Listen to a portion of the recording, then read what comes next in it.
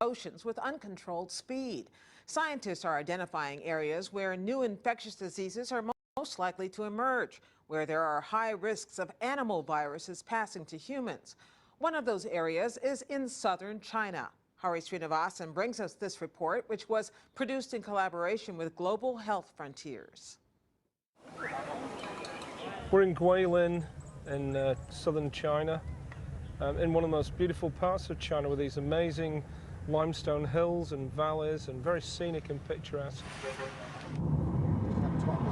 Peter Daszak is the president of Eco Health Alliance, a nonprofit organization based in New York dedicated to protecting wildlife and public health from the emergence of disease. The reason we're here is we're interested in the risk of new diseases emerging out of the wildlife trade in China, just like SARS did a few years ago, and just like ultimately HIV did in Africa 40 odd years ago. If we can get to the source of where they come from and reduce the risk, we could solve a huge problem and save millions of lives, rather than waiting for them to emerge and trying to mop it up afterwards. At markets across China like this one, people come in daily to buy chickens and ducks. It increases the risk of a pathogen like avian flu from spreading because you've got live chickens. If one of them's infected, it brings the virus in and it spreads to this flock over a few hours, and then those animals are taken to all distant parts of the region. Now, you could see this activity anywhere in the world. This is just like what happens in rural America and rural parts of Europe. But the difference is here we're in a hot zone for emerging diseases. This is a place where we've repeatedly seen outbreaks from poultry moving into people and spreading globally. Natural habitats can also contribute to the spread of viruses. We've got people fishing in the river, we've got people washing in the river. We know there's sewage coming directly from the houses into the river. There's not much wildlife here, but wild ducks will come down onto this river as well and mix in and migrate with the viruses and spread them backwards and forwards into this mix. It's a big mixing vessel for pathogens.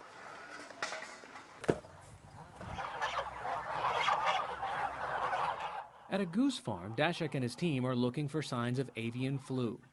The idea is that if we can catch the viruses they carry here, we can prevent them going to market and potentially spreading the disease.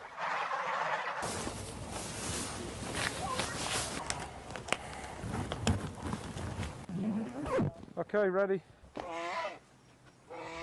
We take swabs from the mouth and we take cloacal swabs. We put them in viral transport medium and then ship them on liquid nitrogen to the lab for testing. Avian flu is a virus that's common in many types of birds, but especially in poultry and waterfowl. It's a real killer, and some of these strains can also jump directly into people, so that's the problem. Viruses that can cross over and infect humans have led to previous pandemics, including the most devastating in recorded world history, the 1918 flu, which killed more people than the First World War. More than 500 million infected worldwide and as many as 100 million deaths over a 2-year period. Yes, yeah. We're trying to say, where is the next avian flu going to come from? Can we see it before it becomes a pandemic problem? And stop it. There you go. I look at this a little bit like earthquakes. We know earthquakes can be devastating, we know they're pretty rare, and we know where they happen. So this is the same for pandemics. We know that this is a hotspot for pandemics. We know why it happens. But what we're not doing with pandemics that we are doing with earthquakes is reducing the damage initially. This has been going on for 5,000 years. Yes. Working with Eco Health Alliance in this part of China is Field Operations Manager Dr. Huijin Zhu, a biologist trained in the ecology of bats, which are known to be the source of the SARS virus. It's really urgent to teach the people how to deal with the virus and just change our normal behavior to decrease the risk of the virus transfer. This is a big tourist cave. Shall we go? Dashak is concerned about a bat cave that's a popular tourist destination. You've got the Rhinolophus horseshoe bat right here in this cave with all these tourists going through. Yes. Yeah. The bats here in this cave are the same bats that carry SARS virus. Bats live in the cave all day long because they're nocturnal. And when they're up there, they urinate and defecate right on top of the tourists that are walking through. And all you've got to do is be that one person to breathe in at the wrong time, and suddenly you've been infected with a virus that is not only potentially lethal to people, it could cause a future pandemic. We sent you the samples from these bats. Dashak and his team have used mathematical models to try to understand what is driving these diseases. We went back to every known example of emerging disease, HIV, Ebola, West Nile virus, SARS, plotted where it originated, and we said, what are the things that are going on in those places? The two big drivers are growing human populations, land use change, and high wildlife diversity. Rapid global response to disease outbreaks is essential to stopping transmission and saving lives. But Dashak and his team of virus hunters believe that forecasting where outbreaks are most likely to occur is a critical part of a defensive strategy needed to prevent outbreaks before they emerge. For the PBS NewsHour, I'm Hari Srinivasan. 你觉得你收入几多？我的收入那个名单收几多？这边还没有收。我们这边说我们门诊死人蛮多，我们门诊这2天少了10多，然后他们殡仪馆又拖不走，怪病人就把我们急诊拖不搞了。我记得我现在成体脂肪，所以我就说政府就他妈想法。你说成体脂肪，说植化病人死人，你手不洗手，在个乱气，在那个过热的环境中，他的尸体腐化更快，病人复制更快。那肯定呀。对呀、他会一条龙，他复搞不过来，整个环境就搞汉口殡仪馆一家专门收这种重症肺炎的患者，然后我们还把他经过警区的警告，然后警丢人丢了。所以说，你看政府说嘛支持啊，是不是在哪支持？不支持啊！我们这个小医院呐、每年至少是1个到2个的死亡，就是我们这个小个医院，你更换大医院呐、所以我就说，政府就说嘛这个叫么子，市场不是什么的要营销吃食，我他妈你都能吃食，你都他妈这种不是天地不容。你他妈啥钱他都不吃，3月8号去世你，那么的还那时候都说了，他们慢着的时候回来，我说你莫回来，我说我们那时候都学医生，我们说不能回，他们说你莫发就王坚，我说王坚呐，就还是做8个人的，对，做8个人进去的，那帮人肯定这回又要肯定要莫搞还是别个补偿还是别个，比如说的是实话呀。你不是补偿不是因为我这2天在外头跑，你晓得，我一听我是政府的报名高这个假的。政府是歪了么子？他的试剂是有限的，每天只能测2000个武汉市。试剂货有限情况下，我们医院被迫只能住院的病人才能查核酸，门诊病人是不允许查核酸。那么住院病房能住几个人？是的。好，住病人，然后所有病人都不能查核酸。国家规定不查核酸，核酸显示不是阳性，那么你这个人就不能下诊断是重症肺炎、病毒性肺炎。那么没得办法，就只能说，哎，你是医师啊，其实呢。其实就是你不能下诊断呐，因为不让下诊断呐。你敢不敢就是我呀？5 more bodies in 3 minutes and another dying in the hospital. Inside China's outbreak center in Wuhan, a local resident found 3 body bags piled inside a funeral home van, which was parked inside the city's number 5 hospital. And a warning, some viewers may find clips of the scene distressing. 哎呦，这是死了3个，是4袋装4袋，里面尸体。Feng Bin, the man who took the video, went inside the inpatient department. 3 minutes later, he went back to the van and found 5 more bodies. 这武昌殡仪馆这里面尸袋，刚才我照给你们看了，现在又多了。刚才3个，现在我数一下啊，尸袋，1、2、3、4、5、6、7、8，有8个。 Bin later went inside the hospital and saw another man dying on a hospital bed. The man's son was in so much distress that he became out of breath. Bin's video went viral, but on the same day, police arrived to arrest him. 不是你要告诉我是哪里吗？是哪里？你要开门你才知道，我才可以看呢。 Before being taken away, Bin quickly posted videos he took of the arrest online. He was later released around midnight after his videos began getting global attention. This month, Chinese funeral associations and several funeral companies are asking for help. A funeral home staff member told the Economic Observer that body bags and other supplies are in short supply, raising questions about the reported death toll. Reporting by Juliet Song, NTD News, New York.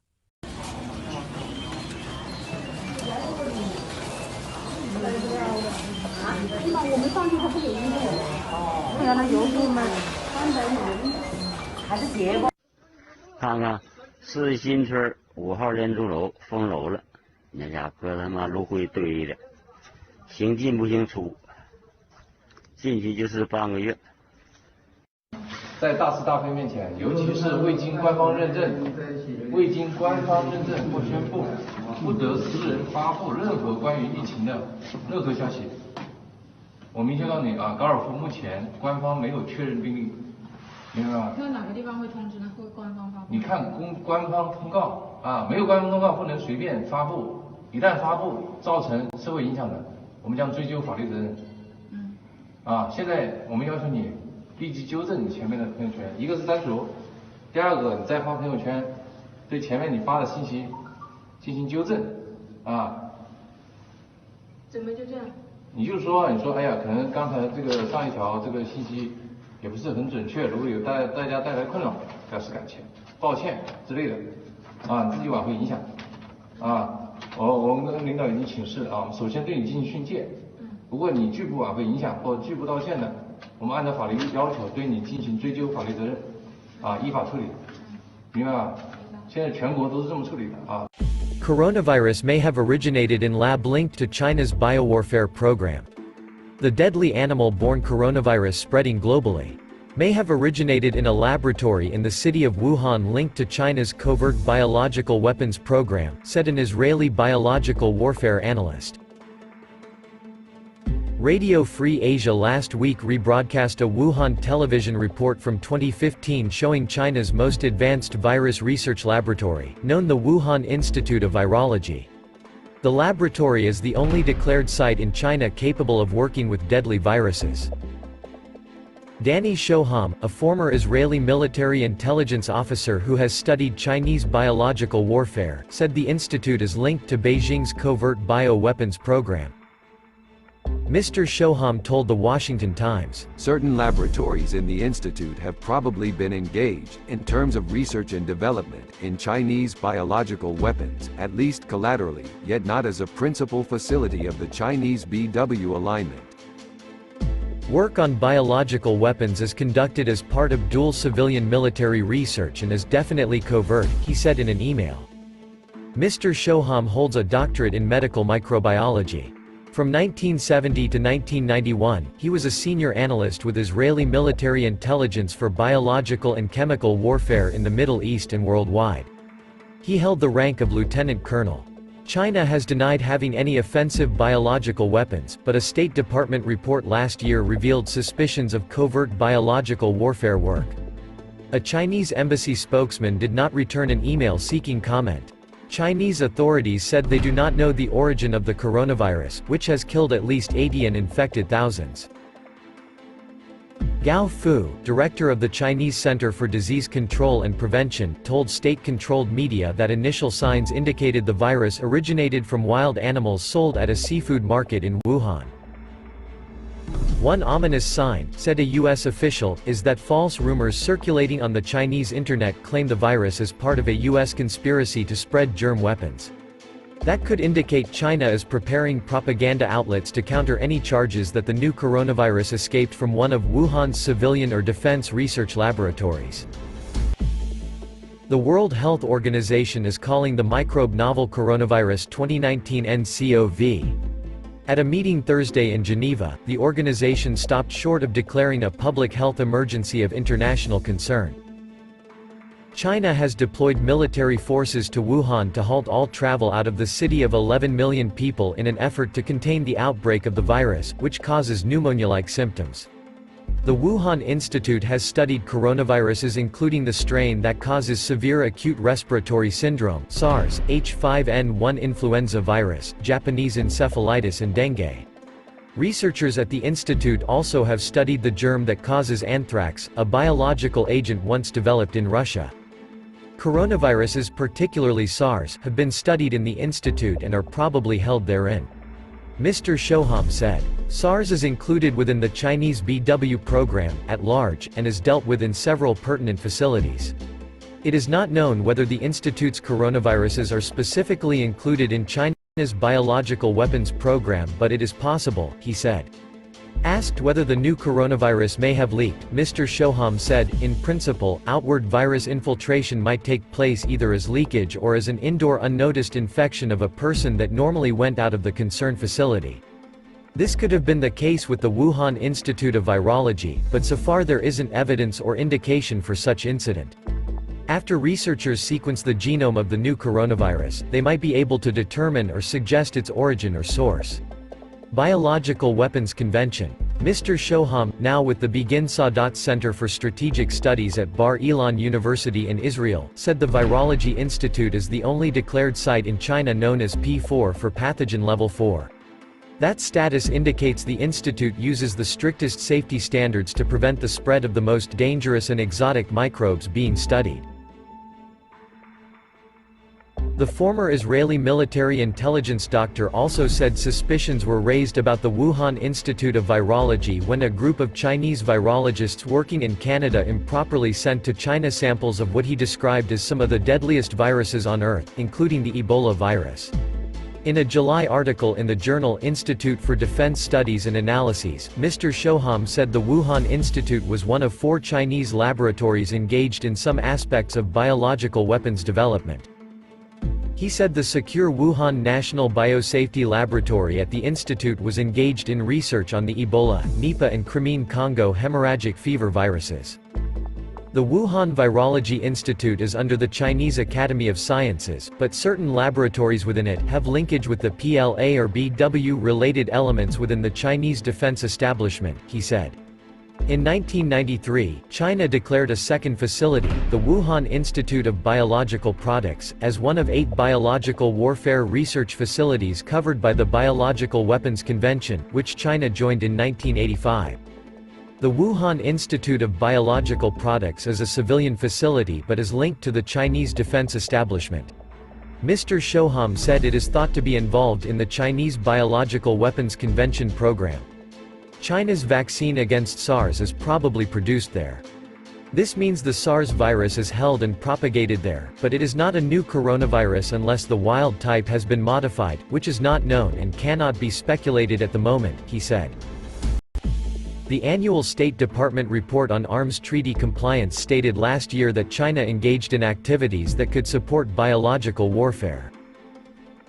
Information indicates that the People's Republic of China engaged during the reporting period in biological activities with potential dual-use applications, which raises concerns regarding its compliance with the BWC, said the report, adding that the United States suspects China failed to eliminate its biological warfare program as required by the treaty. The United States has compliance concerns with respect to Chinese military medical institutions' toxin research and development because of the potential dual-use applications and their potential as a biological threat, the report said. The biosafety lab is about 20 miles from the Hunan seafood market, which reports from China say may have been the origin point of the virus. Rutgers University microbiologist Richard Ebright told London's Daily Mail that, at this point there's no reason to harbor suspicions that the lab may be linked to the virus outbreak. Australia joined the Trump administration in temporarily barring foreigners who have recently visited China. The United States and Australia are temporarily denying entry to non-citizens who have recently traveled to China, hoping to limit the spread of the new coronavirus to their countries. The American restrictions, announced on Friday, exempt immediate family members of American citizens and permanent residents. Prime Minister Scott Morrison announced Australia's temporary ban on Saturday, saying that Australian citizens, Australian residents, dependents, legal guardians or spouses would still be allowed into the country. American officials also said that any United States citizen returning home who has been in the Hubei province of China within the past 14 days, believed to be the virus's incubation period, will be quarantined for up to 14 days. Wuhan, the epicenter of the outbreak, is in Hubei. Those who have been to other parts of China within the past 14 days will be subject to proactive entry screening and up to 14 days of monitoring and self-quarantine. The United States will also funnel all flights from China to just a few airports, including Kennedy in New York, O'Hare in Chicago and San Francisco International Airport. Dr. Anthony S. Fauci, the director of the National Institute of Allergy and Infectious Diseases, said the American actions were being taken because there were a lot of unknowns surrounding the virus and its transmission path. The number of cases have steeply inclined with every day, Dr. Fauci said. The announcement came as major air carriers suspended flights between the United States and mainland China. American Airlines, Delta Air Lines and United Airlines said direct air service would be halted for months, news that rattled the stock market and industries that depend on the flow of goods and people. Qantas followed suit on Saturday, announcing its own suspension of flights to China. Vietnam banned all flights coming from mainland China, Hong Kong and Macau until May 1, according to the United States Federal Aviation Administration. Only flights that have received approval from Vietnam's Civil Aviation Authority will be allowed during the ban, which took effect on Saturday. Chinese officials on Saturday reported the highest death toll so far in a 24-hour period. About 2,100 new cases were also recorded in the country in the past 24 hours, raising the worldwide total to nearly 12,000, according to Chinese and World Health Organization data.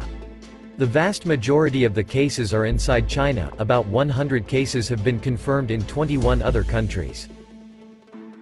All of China's provinces and territories have now been touched by the outbreak.